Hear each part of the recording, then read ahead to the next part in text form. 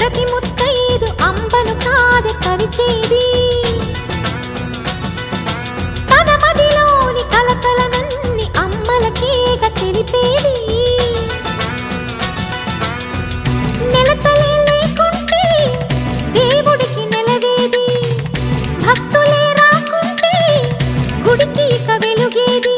దయతోటి కుంకుమ పూలు అక్షింతలు